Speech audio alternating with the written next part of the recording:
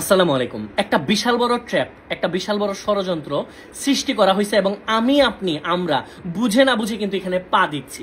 আমি আপনাদেরকে যদি অল্প কথায় বুঝায় বলতে চাই, ছাত্র জনতার ঐক্যের মাধ্যমে, আন্দোলনের মাধ্যমে আমরা যে স্বাধীনতা অর্জন করলাম, যে স্বৈরাচার শাসক গোষ্ঠীকে উৎখাত করে দিলাম, সেই গোষ্ঠীর কিন্তু 0.1% দেশের বাইরে যায় না। ম্যাক্সিমাম কিন্তু স্বৈরাচার শাসক গোষ্ঠীর দোষকেরা দেশে আছে এবং তারা চাচ্ছে এমন একটা সিচুয়েশন এখন তৈরি করার জন্য যেন আমরা এটা বলতে বাধ্য হই যে না ভাই, আমরা তো আগেই ঠিক ছিলাম, এখন তো ঠিক নাই। তারা কিন্তু তাদের সর্বোচ্চ চেষ্টা করতেছে। আপনারা যে কোনো জায়গায় সহিংস কোনো ঝামেলা হইলে আপনারা আগে নিজেকে প্রশ্ন করা শিখতে হবে যে এই ঝামেলা থেকে সবচেয়ে বড় ফায়দা কার।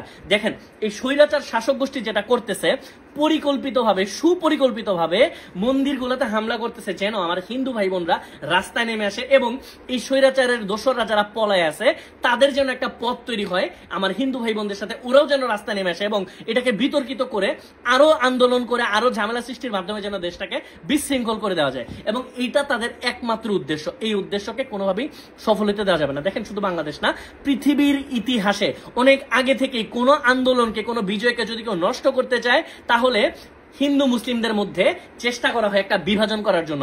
ওরা কিন্তু এই ট্র্যাপটা রেডি করছে এবং অসংখ্য আমার ভাই বোনেরা কিন্তু আমরা এটাতে পা দিচ্ছি। দেখেন, আমি কিন্তু কোনোভাবেই, আমি জানি যে বিভিন্ন জায়গায়, বিভিন্ন মন্দিরে অসংখ্য জায়গায় হামলা হয়েছে, এটা অস্বীকার করার কোনো রাস্তা না, আমরা কেউ অস্বীকার করতে চাচ্ছি না। আমরা চাচ্ছি এটা সমাধান, আমরা চাচ্ছি মানব ঢাল তৈরি করতে। কোথাও কিন্তু এটা প্রচার করা হচ্ছে না যে কয় হাজার মন্দির বাংলাদেশে আছে, কয় হাজার মন্দির সেভ আছে, কয় হাজার মন্দিরের সামনে মানব ঢাল, এইটা প্রচার করা হচ্ছে কম। আমাদের পার্শ্ববর্তী দেশের মিডিয়া কিন্তু প্রচার করছে এবং ফেক অনেক কিছু প্রচার করছে। যতটুকু হামলা হচ্ছে এটা তো আমরা পক্ষে না, কিন্তু যা হচ্ছে তার চাইতেও বেশি প্রচার করা হচ্ছে এবং সর্বোচ্চ তারা চেষ্টা করতেছে আমার ভাই বোনদেরকে, আমার হিন্দু ভাই বোনদেরকে যেন রাস্তায় নামা দেওয়া যায়, যেন তাদের বেশ ধরে তাদের পেছন পেছন ওই দোসররা রাস্তায় নেমে আসে এবং আবার জ্বালাও পোড়াও করে একটা বিশৃঙ্খলা দেশে তৈরি করে দেয়।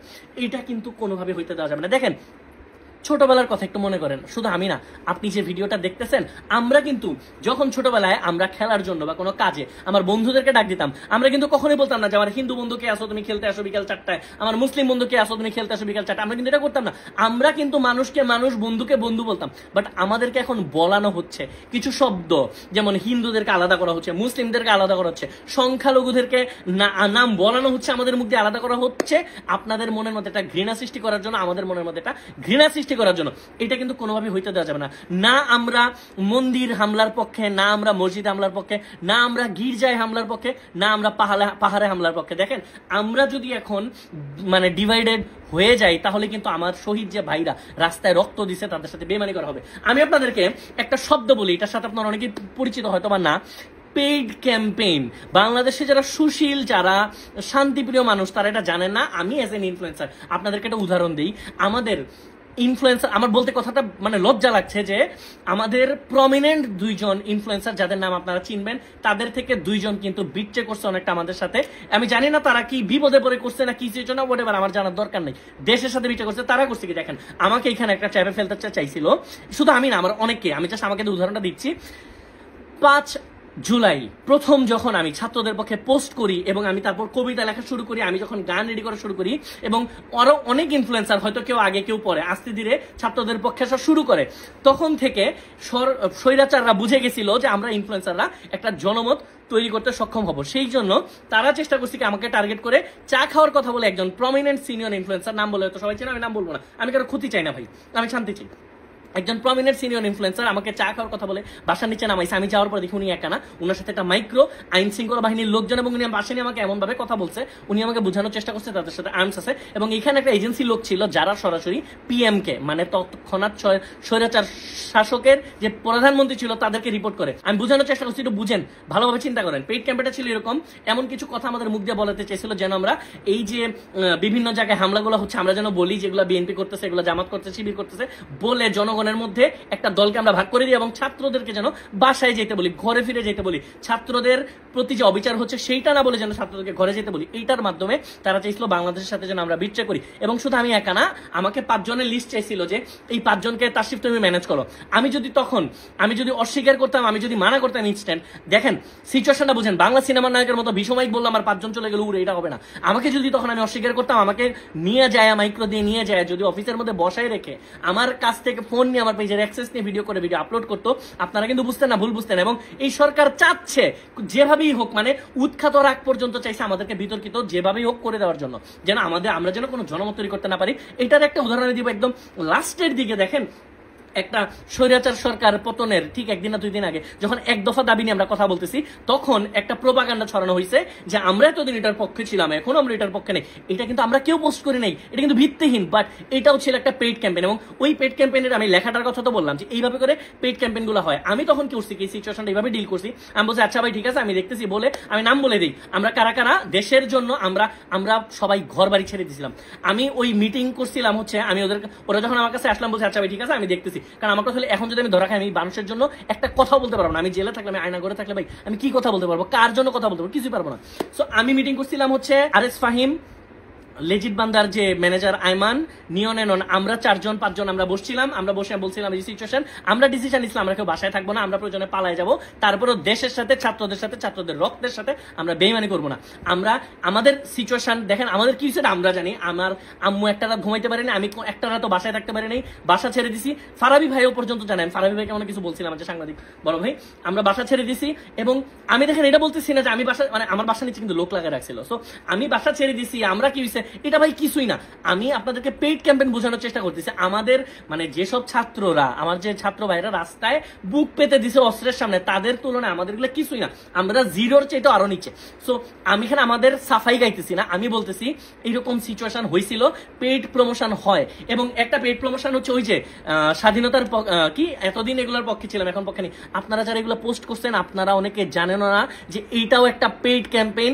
এই লাইনগুলো লেখার জন্য অনেককে লক্ষ লক্ষ টাকা দেওয়া হয়েছে, আপনারা কিন্তু জানেন না। আপনারা কিন্তু আমার ভিডিও দেখতেছেন, অনেকে পোস্ট করছেন এবং আপনার কাছে মনে হচ্ছে না ঠিকই তো বলছে, না আমরা তো এটা চাই না। ভাই 16 বছর ধরে আমরা স্বৈরাচার শাসকের আন্ডারে ছিলাম, আমরা এতদিন সহ্য করছি, কিছুদিন ধৈর্য ধরতে হবে জেলে যাওয়া পর্যন্ত। দেখেন এরা করছে কি, দেশে যখন বিশৃঙ্খলা তৈরি করলো, দেশে যখন মন্দিরে মন্দিরে অ্যাটাক করা শুরু করলো, এমন একটা জায়গা তৈরি করছে যেন আমরা এটা বলতে বাধ্য হই এই স্বাধীনতাকে আমরা চেয়েছিলাম। দেখেন পেইড প্রমোশন গুলো এমন হয়, লেখাগুলো এমন থাকে যেন আমার আপনার মনের সাথে 70 থেকে 80% মিলে যায় এবং বাকি 20%-এ ওরা ওদের এজেন্ডা গুলা বাস্তবায়ন করার চেষ্টা করে থাকে। সো এই ধরনের পেইড প্রমোশন আগে ছিল, মাঝখানে হইলো, সামনে আরো হবে, বিভিন্ন রকমের এরকম পোস্ট দেখবেন। সো হুট করে বিভক্ত হয়ে যাওয়ার আগে, রাস্তায় নেমে যাওয়ার আগে বুঝার চেষ্টা করবেন যে ফায়দা নেওয়ার চেষ্টা করছে কারা, এখানে ষড়যন্ত্রটা করছে কারা। সো আমি এটা বলবো না যে আপনার এখানে অ্যাটাক হয়েছে আপনি কথা বলবেন, অবশ্যই কথা বলবেন, আমরা কোন অ্যাটাকের পক্ষে না। আমরা এই যে আমি আগেও বলছি যে আমরা কোথাও অ্যাটাক হোক এটা চাই না, আমরা চাই শান্তি চাই। এই শান্তি চাওয়ার জন্য আরো কয়েকটা দিন ধৈর্য ধরতে হবে। দেখেন এদের এত বড় একটা সংগঠন, এই স্বৈরাচার শাসক গোষ্ঠীর, এরা কিন্তু উৎখাত হয়ে যায় নাই, এরা কিন্তু এখনো বাংলাদেশে আছে, এরা অনেকে ছবি চেঞ্জ করে ফেলছে। এদের মধ্যে যে সবাই খারাপ, ধরেন 99% খারাপ, 1% ভালো আছে, কিন্তু এরা এখন বিপদে আছে, অনেকে মাইর খাইছে। তো এরা কিন্তু পালায় যায়নি কোথাও, এরা কিন্তু সর্বোচ্চ চেষ্টা করবে আবার যেন যে কোনো ভাবে হোক ক্ষমতায় আসা যায়। সো এদের এই যে ট্র্যাপ, এই ট্র্যাপের মধ্যে আল্লাহর ওয়াস্তে কেউ পা দিবেন না। হুট করে এই যে রাস্তায় চলে যায় না, আপনি যাবেন, আপনার সাথে মিশে এই স্বৈরাচার শাসকের দোসররা যাবে, 2টা বিল্ডিং এ যখন ঢিল মারবে, যখন পুলিশ এখানে যে বাধা দিবে, তখন অনেক মুসলমানদের মধ্যে অনেকেই বলে উঠবে, অনেক বুঝবে না।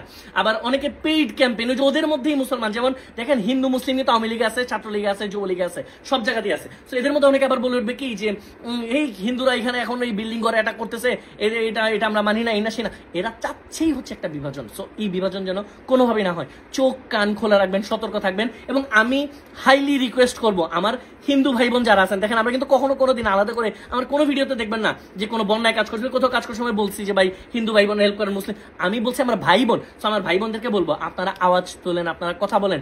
এই যে পার্শ্ববর্তী দেশ থেকে যেসব গুজব ছড়ানো হচ্ছে এগুলো আমাদেরকে রুখে দিতে হবে।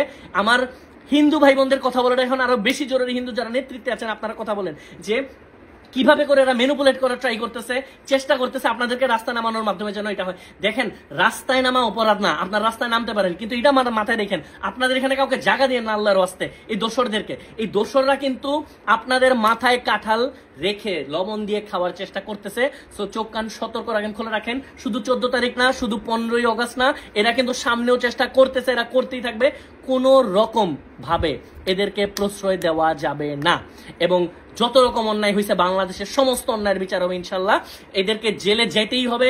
এরা যারা অন্যায় করছে, যারা আমার ভাইদের উপর গুলি চালাইছে, যারা এতদিন ঝামেলা করছে, এদেরকে আমরা কোনোভাবেই ছেড়ে দিব না।